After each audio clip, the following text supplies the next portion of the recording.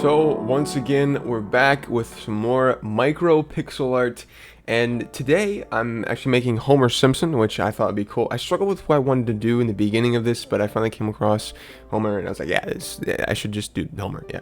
But anyway, the point is today I want to talk about the importance of color, because those of you that know what Homer Simpson looks like, which obviously I'm sure most of you do, he only has a few colors in his color palette. So he has the yellow for the skin that all like people from The Simpsons have, and then he has his t-shirt, which is solid white, and then he has the pants, which is blue, and then his little like mouth area is like tannish. But the issue is that the bright yellow and the bright white are very, very, very close to each other, so they clash. As you can see right now, the colors I have on the screen do not look good together whatsoever. You can barely tell the difference between the yellow and the white. So I was trying to come up with a way to make it so that the yellow can be bright and the white can be bright, and they're very distinct colors. Unfortunately, it is very difficult to do. So we've talked about this before, about hue and saturation and just brightness and everything.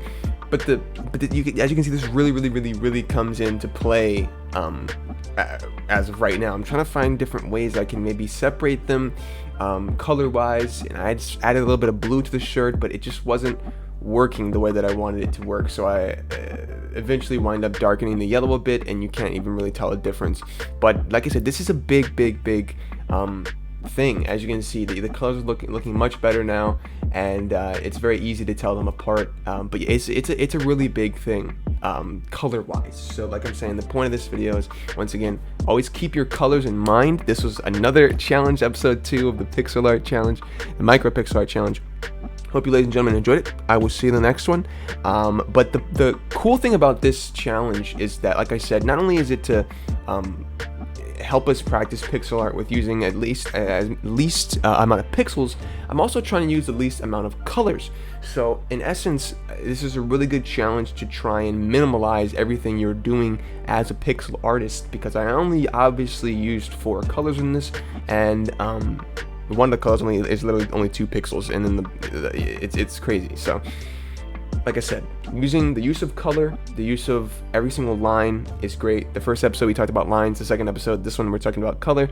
The use of every single pixel of color is very important. As you can tell, the color is so important to depicting the shapes you want, the styles you want, and everything. But just keep in mind the lightness and the brightness and the saturation of your colors when they're going up against each other, like the yellow and the white, because they're so close in tonality. Make sure you can tell the difference between the 2 colors. But that's all that I have for you today. Hope you ladies and gentlemen enjoyed it. I will see you in the next one, but until then, bye bye.